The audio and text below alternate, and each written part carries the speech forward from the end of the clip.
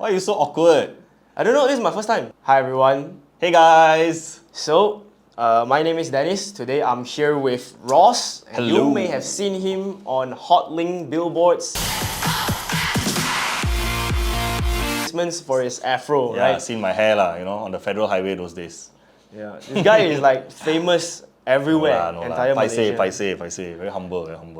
Humble guy. But yeah, so today we're going to be talking about one of the most frequently asked questions on the YouTube comments. You know, whenever I come up with some kind of crypto videos, Yep. you guys tend to ask a lot about crypto taxes in Yes, Malaysia. How does it yes. work? And quite frankly, I have no idea.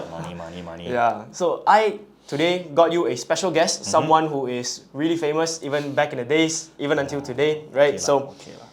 He has also worked in Luno, so he's actually an ex-Luno employee. So tell us a little bit more about yourself, Ross. Sure, thanks for having me, Dennis. And yeah, like he said, a lot of people have questions about crypto. And as a ex-Luno employee, I was the community and education lead, and I love answering people's questions. So a little bit of background about myself. I actually studied psychology. So I did my psych degree at Help University, and then I did my master's at University Malaya. And then I was actually working as a lecturer for some time, teaching A-levels. Okay. Did you do A-levels? No. Didn't do A-levels. Well, it's quite tough, but those of you who do A-level psychology can come and find me. But then after that, I got introduced to the world of crypto, the wonderful world of crypto, and now I'm stuck in crypto. I cannot leave because, like you said, I have a personality in crypto that people recognize me as like the Luno guy or the crypto education guy, and so I'm kind of stuck in this industry. But it's nice, it's fun, it's been very interesting, and yeah, I've been in crypto for about a few years now, and just been learning, exploring, and hopefully one day also building, right, and teaching others about crypto and bringing them into the space. And so yeah, I started during COVID, when we're all sitting at home and just got so much free time. That's when I started learning about Bitcoin and Ethereum. And then when friends explained it to me, I was like, wow, this is pretty interesting. And so that's kind of my journey so far. I got hired at Luno, like you mentioned, Luno Malaysia. Absolutely love my job. For 1 year plus, I was there teaching, educating, meeting students, adults, young, old, from every corner of Malaysia, and just trying to help them understand what is Bitcoin and how to get started. So yeah, that's a little bit about me. And of course, my hair is 100% original. Ta-da! Yes, you can touch it. Yeah, my hand will get lost inside the hair. Yeah, man. But yeah, I think you have quite a what is it called? A very interesting career pathway. I know that you have like a lot of students commenting on your psychology videos on your YouTube videos as well, right? I do. It's been very fun. I love being a teacher, and the subject doesn't really matter to me as long as it's something I'm passionate about. I love teaching. Yeah. Awesome. That's why we've got you here today. Exactly. So, going into the first question, how is it like getting a career in the crypto industry, specifically in Malaysia? Yeah, that's a really good question. And specifically in Malaysia, I think our crypto industry is actually pretty good. We've got regulators who are very supportive. We have multiple exchanges which are regulated, and many of them are hiring, and they've got lots of job opportunities. I also know many friends who are building in the crypto space, and many talented Malaysians who are here as well. Shout out Chun Wing. Oh wow. Yeah, we have a lot of mutual friends, right, in the space and all that. And some of the I'll just highlight 3 companies. So I worked at Luno, the biggest crypto regulated exchange in Malaysia. We've also got the biggest coin aggregator information website, which is CoinGecko. They're also based in Malaysia. We've also got the biggest blockchain explorer for Ethereum, which is Etherscan, also in Malaysia. Goodness me, there's so much opportunity here. All of them are hiring, so I would honestly say for anybody who's interested for a career in crypto, there's a lot of interesting things happening in this space. There's definitely tons of opportunity. What you really need is to have a little bit of interest. Not everybody's interested in crypto, but if you learn a little bit about it, you find it really interesting, and you want to go down the rabbit hole, as they say, I would highly recommend you start learning, especially what are the foundational things, like what is Bitcoin. Once you understand that, try it out a little bit. I have some people, when I talk to them, they're like, oh, I'm so interested about crypto. Then I ask them, have you ever bought any crypto before? Oh, I never tried buying. Too scared. So I'm like, okay, then you might want to give yourself a chance to try, right? Just try with 10 ringgit, 50 ringgit, something small to try with.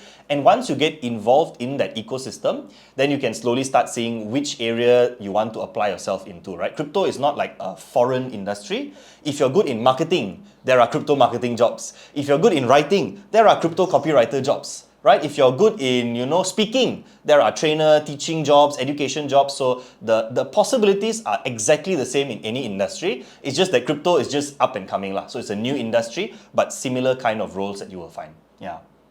Amazing, amazing. So yeah, at one point I was actually trying to apply for a crypto job lah, just for the sake of it, just wanting to experience it lah. Yeah. But I You didn't get it? no, It's okay.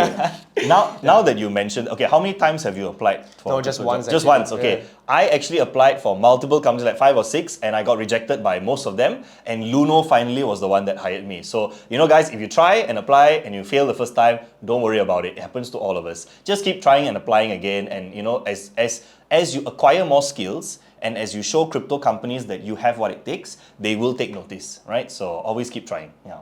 Yep. So moving on to keep trying, right? Would that be the advice that you would give to all the younger Malaysians or older Malaysians out there that are trying to get careers in the crypto industry in Malaysia? Yeah, so keep trying is one, but you also should have also the skills to back it up. So for example, in my case, one of the ways that I got my job as an education and community lead was because I was very actively educating and leading the community even before I joined Luno, right? So on our Facebook group, I would be actively posting content, videos, information. I learned how to use Canva. I did the most ugly visuals, but it worked because the content was there and people really responded very positively. So the people at Luno, they took notice and they were like, okay, this guy has shown the skills needed for the job. And that's why I managed to get a foot in the door and I got hired. So don't just rely on keep try with your same old resume. Because crypto is still quite a new industry, you need to start applying yourself into the industry, doing videos, doing content, meeting people, networking, and then people can see that you've got a track record. And when you have that, that is actually more powerful than any degree or certification because you show people that I have the practical skills to apply in the crypto industry. That's why you should hire me. So keep trying is good, but also upskill yourself. Yeah. Value first. That's what they always look for. Absolutely, yeah. Yeah. So we're in this crypto, we're starting to go down to the rabbit hole already, in this crypto rabbit hole. So tell me more about the taxes of crypto in Malaysia and how did you come about to acquire this knowledge? Okay, that's a great question, Denis. And I must give a very important disclaimer. Disclaimer. Please put in your description, put a banner, everything. What? Put you're the professional tax expert. No. Opposite. So I just want to make sure everybody who's watching, I am not an official representative of LHDN, our tax revenue office. I'm not. Okay, I'm not representing them in any way, shape, or form. Right? I'm just an investor. I'm just a normal, regular guy. And what I'm doing is that, I'm just here to share the information which I've gained, gathered, acquired, learned, okay, from the past 1 to 2 years in the crypto industry. And I've actually spoken to LHDN representatives, right, from the office. I've invited them to do Zoom meetings with the Luno community, when I was leading, and they gave some a Zoom talk and they explained about crypto and taxes. So today I'm just here to share what I know, what I remember, but please don't take my word for it. If you're ever in doubt, go and consult LHDN or get a licensed tax advisor, right? Just, I have to put that disclaimer there so nobody comes hunting for me. LHDN, you're my best friend. I love you so much. Thank you for wishing me happy birthday every year for my birthday. Thank you.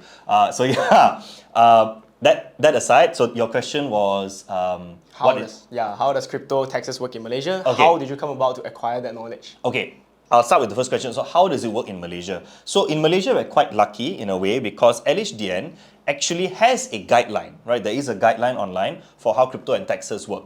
In fact, you can put it very easily. Just take crypto like any other form of money and it works almost exactly the same way, right? If you're doing a business involving crypto, let's say you receive a salary in crypto, your salary will actually be taxable because it is basically you're receiving money. Right? LHDN treats crypto and money almost exactly in the same way, right? So if I receive Bitcoin as my salary, at the point I receive it, I convert it into ringgit value, and that is what I declare for taxes, right? That's what you do. And so whether you're running a business, they include it as a taxable event. Whether you are running a crypto mining, so I have friends who do crypto mining, and if you're doing it for profit, yes, that is also taxable because you are running sort of like a business, right? If you're a day trader, you're actively trading, your trading profits are taxable. And these are just some of the examples, right, that LHDN has given. Essentially, to cover all bases, you can just imagine it as Imagine your crypto is in ringgit form, that's exactly the same, right? For any other business, it applies almost exactly the same way. The only difference is that because Bitcoin, Ethereum, and cryptocurrencies are volatile, so what LHDN says is that usually at the point of transaction, you record the value in ringgit. And that is what you're reporting. We don't report Bitcoin units or Ethereum units to LHDN. We report to them in ringgit value. Okay, so that's just to give you a very basic understanding. LHDN covers a lot of this in their guidelines. If you're doing anything that is in business nature, generating revenue, generating profit, it's most likely going to be taxable. Yeah. The only thing that's not taxable is capital gains tax. So if you buy something and it appreciates in price, let's say after 1 year or whatever, the price goes up, like a stock price or whatever, that is not taxable at the moment. Hopefully never. But at the moment, LHDN doesn't tax capital gains. Yeah. Hopefully never, to be honest. Hopefully never. Fingers crossed. Yeah. But how did you acquire this knowledge? Is it yes. through Luno? Your second question. So how I acquired it is, first of all, when LHDN came up with the guidelines, I spent a lot of hours reading through it, understanding the guidelines, and then I condensed it into sort of like some graphics, and I was educating others about it. And then a few other websites also picked it up and started doing stuff like Ringgit Plus, and a few other sites, they also did some summary articles about it. And then the next step that I did was I invited a speaker from LHDN, 2 speakers, to come and speak on Zoom to my X community and educate us more. And then we had an open Q&A. People asked lots and lots of good questions. And so that's generally the process that I took in order to learn about crypto and taxes lah. Yeah. Makes sense, makes sense. How is crypto tax different from normal, normal profit tax, investment and stuff like that? Because I know Malaysia don't tax any capital gains. Yep. But is it any different from income? How is it structured? Yeah, so good question, and I would answer it this way. If you are running a business, as a business owner, you have to pay tax, right? Everybody knows that. We don't have to really mention it explicitly, right? So in the same way, if you are doing anything in crypto that looks like a business nature or revenue generation, then you're going to have to pay taxes, right? It is the same that as you declare, let's say you're running a sole proprietor business, right? Whatever you earn, so let's say for example, you run a tuition center lah, right? Let's say, okay? And you buy computers. That's your expense, right? You buy for your tuition students. So you take your expense and you minus it from your revenue, and then whatever is remainder is the profit, and then you pay tax on that profit. Let's say you're doing a crypto business. Let's say you're a crypto trader. So you also buy a big computer, all the monitors and all that. So as part of your revenue generation, you need this equipment. So that's your expense. Right? So the revenue you earn from crypto trading, you minus your expense, your computer, your whatever you need to do the business, and then the remainder profit is what you pay to your LHDN as taxes, right, in ringgit value. So it's actually almost exactly the same, right? You don't have to get confused like, is crypto different? Is ringgit value different? No, we are treating the crypto that you earn in ringgit value terms so that you can declare it as taxes as per usual. The challenge is then when you do a lot of advanced crypto strategies, what is considered a taxable event, which I think is probably going to be your next question. But in general, if you're running a business or you're generating revenue, then you'll have to declare as tax, and you will follow your tax income bracket. So I don't know if you know the tax income bracket for 2023-2024. I think for Malaysians, it starts at about between 5,000 to 20,000 for personal tax. Yep. But for company tax, it starts around 150,000. That's where it starts. Personal tax bracket is also higher. Company tax is actually lower. So if you register yourself as a company, you can actually get lower tax, right? If you register yourself as a sole proprietor or as an individual, you pay higher tax. So, but that's a bit more complicated, and that's something that you should check with a consultant. But just to let you know that your crypto taxes fall under the same bracket as all other profits you generate. Right? It's the same thing. So you just total it up and then you see what tax bracket you fall under for individual or for company. Yeah. Okay. Ross, so I know you said there are a lot of different entities doing crypto transactions, right? Yes. On what is considered as revenue, what is considered as sole proprietor income, something like that, right? So can you tell me what are the criteria of? I know there's some sort of elements of trade in crypto, right? Yes. What are the elements of trade? Like what kind of movements in crypto are considered as trading? Yes, very good question. Actually, this is the number one question I think we often get. And the answer is unfortunately not very straightforward, but also there are some guidelines in place. So I'm going to try and explain it as best as I can. Okay, so let's take an example of two people. Let's say you and me, right? I buy Bitcoin on January 1st and I sold Bitcoin on 31st December. So after 1 year of holding Bitcoin, I didn't buy in between, I just bought once, let's say 10K, and I sold it for, let's say, 20K. So I made a profit of 10K, right? I bought at 10, sold at 20, profit 10. Now, is that taxable? Now, generally to every observer, if you're looking at that, it looks like the person was just hodling for a long term, and it just looks like capital gain, right? The increase in the price of crypto from January to December was not from my doing. I did not do anything that made the price go up. The market just appreciated and I experienced a capital gain. So that 10K profit is capital gain, not taxable in Malaysia as of now. Let's say Denis, for example, different. January he bought 10K, then he bought another 5K, and then March he sold a little bit 3K, and then he bought 5K again, and then he sold 7K, and then he bought what? And at the end of the year, every month he's buying and selling, actively doing it to try and make profit. And at the end of the profit, he made more profit than me. He made 20K profit from trading, right? Now, is that taxable? What would you think? Personally, I think it is taxable. Yes, most likely that would be viewed more as a taxable event than mine in comparison, right?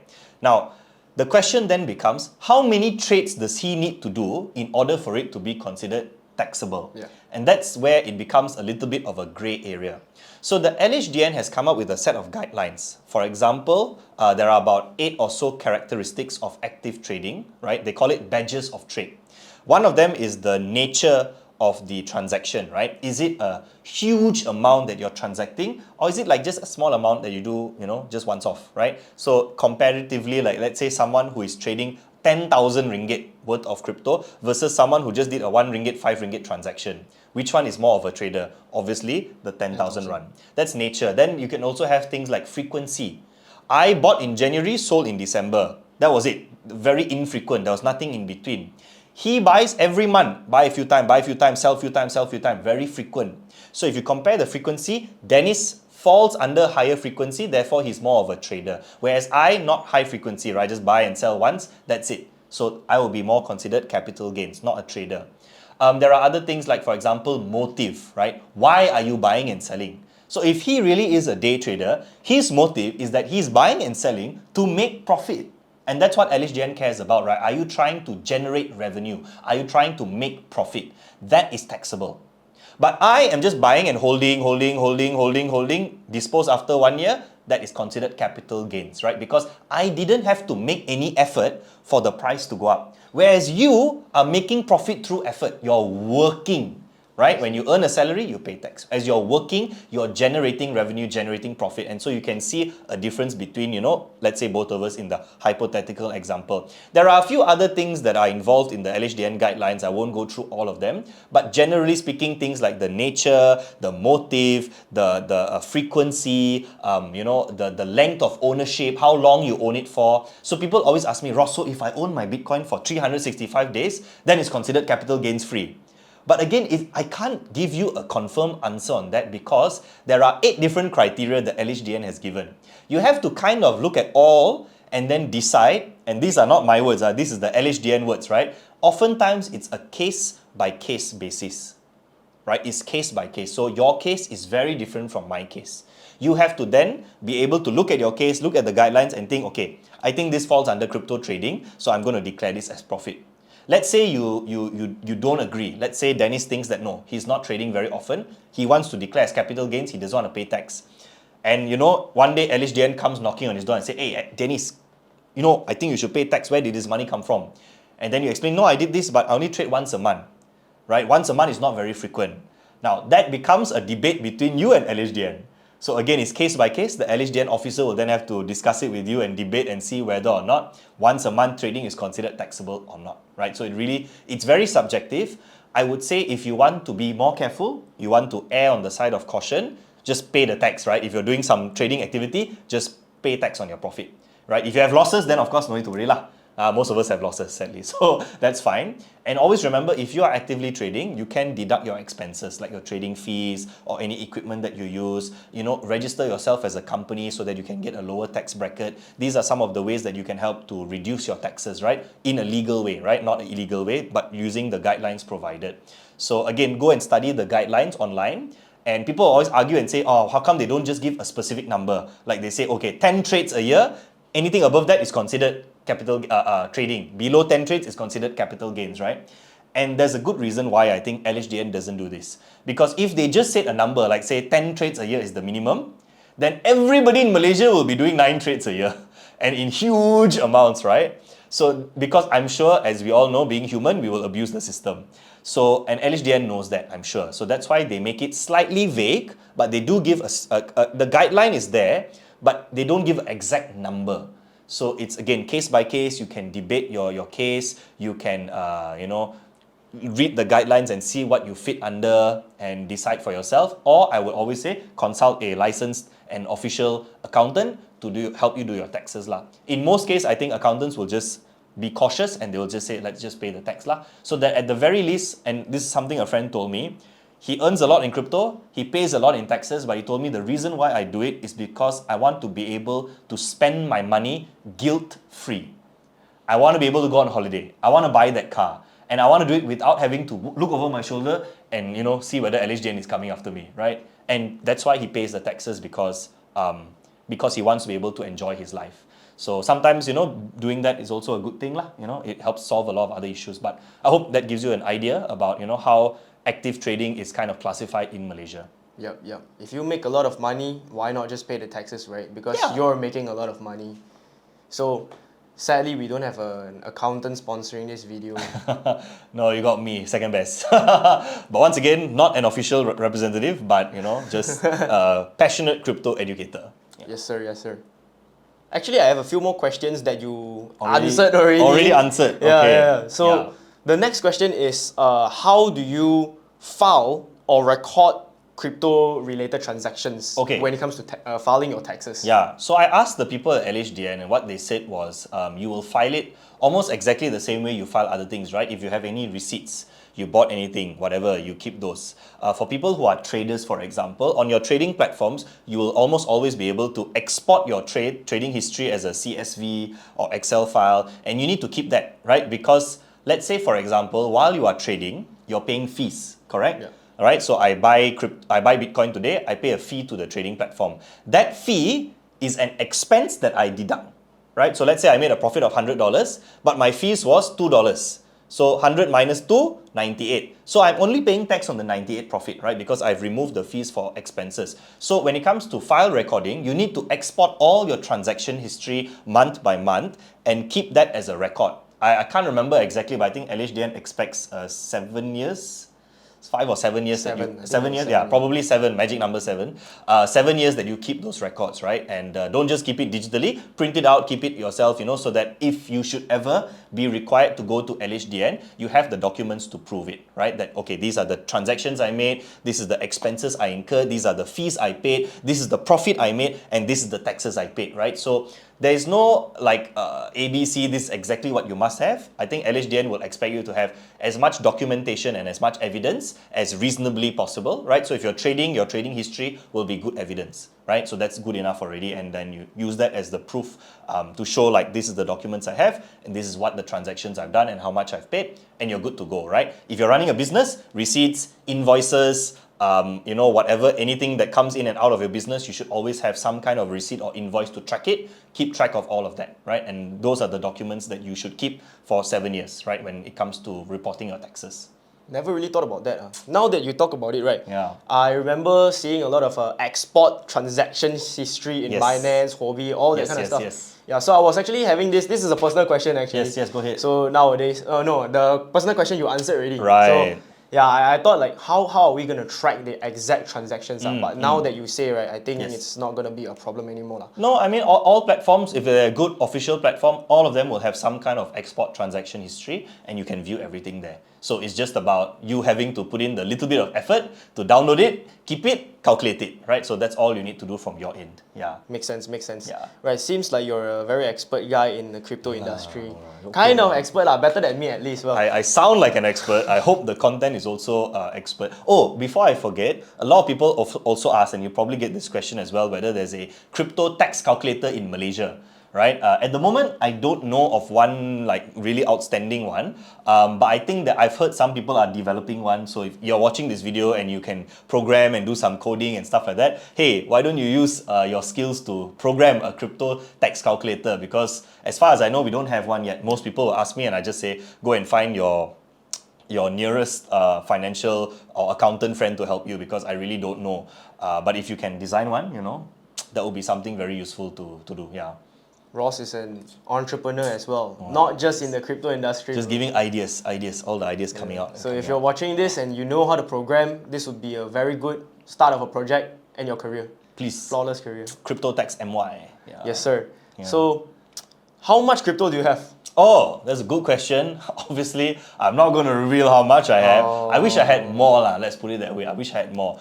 I'll tell you a funny story. So my first crypto I bought was actually Ethereum. It wasn't Bitcoin, because when I came into crypto, I thought Bitcoin was a scam. And I thought this has no meaning, no value. I talked about it with my dad. And that was like the earlier 2 years ago, the two previous bull markets in 2017, I think. It went all the way to the top and then it crashed. And then I'll never forget, I wrote a long piece on Facebook saying, yeah, this is a scam. You see no value, it crashed, everybody's a loser. And then here I am in the crypto industry teaching people about it. But it's a good story because it was a very important learning point, right? I didn't understand, so I thought it was a scam. And then a friend of mine, a few years after that crash, explained Ethereum to me.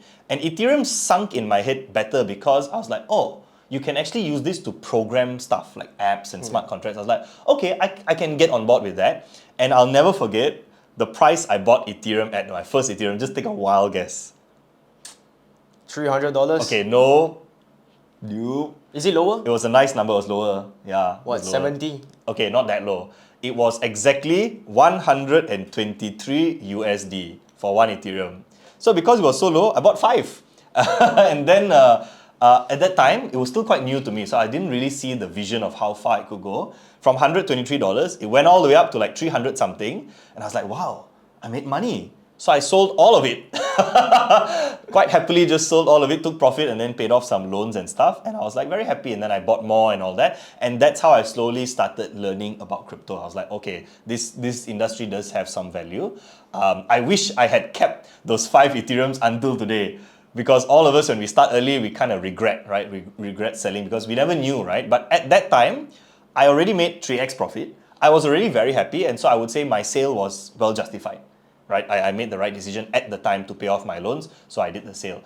And then, so I can't tell you exactly how much I have in crypto, but I will tell you my 2 favorite cryptos which I hold is Bitcoin and Ethereum, and that's pretty much it. And the reason why is because I'm not much of a trader. I've tried it and I've lost money here and there, and so I just prefer to buy, hodl for the long term, right? So just buy and hold it for many years, and hopefully if I have children or grandchildren, maybe I can even pass down my inheritance of Bitcoin to them, right? That's the goal, right? Just to accumulate wealth. And I wouldn't say I have that much, but I have a decent enough amount that I want to continue stacking, as we say. We stack sats over time. So yeah. 10,000. No lah. 20,000. I won't say lah, Denis. I won't say. But if you give me some 30,000. money, because again, the value is hard to say, right? When the market goes up, suddenly I have more. The market drops, suddenly I have less. So, oh wow, shoot, damn! He gave me a £10 note, man. Oh, thank you. 20,000. People keep their money in cold wallets. I keep my money in my Referral, and it's. So how much? Now that I've paid. Not enough to retire. So if you see me chilling on the beach, in Hawaii, then I've made it. But until then, still gotta work lah. Still gotta work. Awesome. Yeah. Okay. Yeah, no worries. I think even I'm not comfortable with sharing how much I have lah. Although I don't have much. Everybody starts somewhere, right? So start somewhere. 2 ringgit. But anyways, so final question. Yes. Final question. Yeah. Since I think you've answered quite comprehensively across all of the other questions, what kind of advice would you give for someone that is on the fence on whether if they should invest into crypto or not? Whether they're already investing into stocks, right? Then they want to dabble into crypto, but maybe they're not comfortable with crypto because sometimes, like you can't beat them, then you join them, right? Yeah. And start. Yeah. So when they don't see an intrinsic value of Bitcoin, right? Especially Bitcoin, what kind of advice would you say? How would you convince them otherwise? Yeah, so I don't try to convince people if they genuinely don't believe. I had to go through my own journey of not believing it. I think it's a scam, I'm a skeptic. And then just happens one day, a friend of mine explained it in a different way that really clicked in my head. I was like, oh, wait a minute, I can build stuff on it. That makes more sense. But earlier on, people were just hyping it up, right? So I completely understand why many people are still skeptical, because there are those hype people, who just want to talk about the price, the price, the price. But I can share a story like, when I joined Ethereum events, right? So I have friends in, Etherscan, and they host a lot of Ethereum events, ETHKL rather. And people just don't talk about price there. They talk about what can I build? What can I help you build? How can we grow as a community? And that's really the value that I think crypto has, right? We have a strong community that wants to build products, features, stuff for the future on the blockchain. And once you catch that, that's the real value, I think, in crypto, right? And so I'm not going to try and convince you to buy it just because the price is going to go up. But for me, I bought it because, one, I think Bitcoin is in itself a revolutionary technology, the ability to hold wealth that is not controlled by a government or a single country and is completely decentralized, and I'm 100% in control of my decentralized wallet. Wow, that's really quite incredible, right? When you think about the technology that goes behind it in order to make that possible, that's worth, to me, just buying for the sake of owning a piece of that technology, right, in a way. And Ethereum also, I see the value because, you can build stuff on it, there are huge communities around it, and so on and so forth. But in order to get started with something, you have to be willing to try. So I tell people, if you've never tried, what do you have to lose by just putting 50 ringgit? Maybe even just 10 ringgit, and just trying it, right? You can't swim unless you put your toes in the water first. So if you feel like you're a skeptic, if you're really not sure, just give it a try. You can start with a regulated exchange in Malaysia like Luno, super easy to start with. You can even start on Luno with just 1 ringgit, right? It's very cheap. So get started, try it out, right? And then once you get used to it, once you're in the ecosystem and you understand it more, then you can slowly decide if you want to diversify yourself into it. A lot of financial planners and advisors online, you can read articles. Many of them, are slowly, they also thought, Bitcoin is a scam, crypto is a scam, but now they're slowly leaning towards, okay, maybe we can allocate a small percentage of the portfolio. The biggest news recently was the Bitcoin, ETF the approval. ETF, Yeah. the Bitcoin ETF, right, which got approved. So if this really was a scam, if this really had no value, why are the biggest companies in the world with trillions of dollars pumping money into a Bitcoin ETF? Just ask yourself that question, right? If it really was a scam, would they be going through that trouble? I don't think so, right? I'm pretty sure they wouldn't.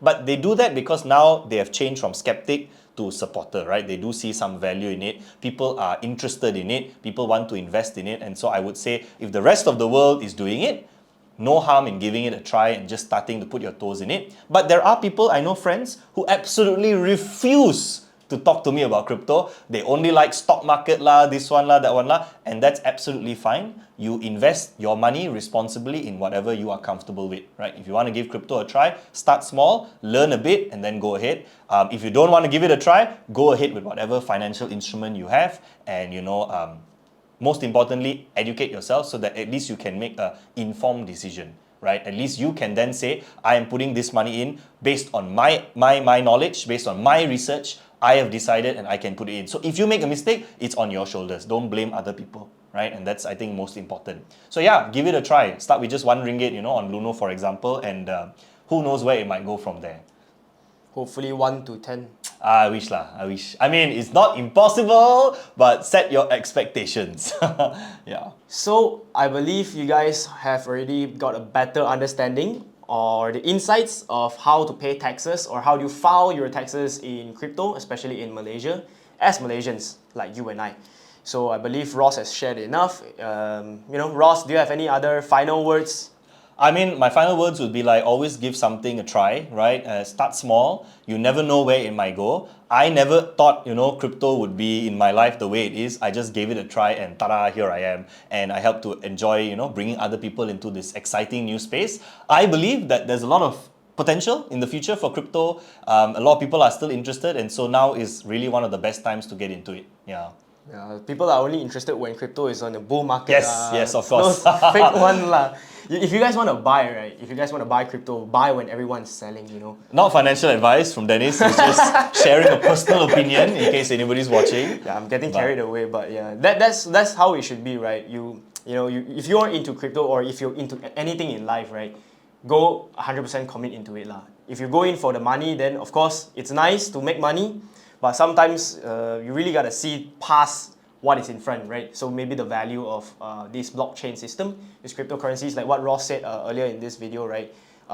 Everyone that is at the Ethereum conference, they're talking about the value instead of just the price. Building. Yeah. So value comes first. Back to the start of this video, I said value always comes first, right? So always focus on the value. If you think that the asset is very valuable, right, go ahead. And if you don't think it's valuable, then no pressure. You don't have to feel FOMO. You don't have to buy because everyone's buying, right? So at the end of the day, you just have to invest into assets that you like, assets that you prefer. And if you lose, blame yourself, whether if you want to cut yourself and stuff. Nah, don't blame it. Take responsibility for your decisions. Yep. So anyways, guys, this is it for this video. If you guys are interested in following Luno, I can't see it. Okay, if you guys are interested in following Ross, see more of him, you guys can follow him right here. I'll be sure to leave his links in the description box below. He's done a lot of amazing things. If you guys are just happen to be a psychology student, right? Go ahead and watch his video. I'll leave his videos in the description box below as well. Thank you. Check him out. He's a very nice guy. Anytime you guys want a yum cha, if you're in Malaysia, you can always look for him. I think, right, you always like drinking always yum happy cha. to meet people. Always happy to meet people. Yeah. Don't be shy. Just go up to him, very friendly, just like how he approached me. Everything's fine. Now we end up in a video. With a video, man.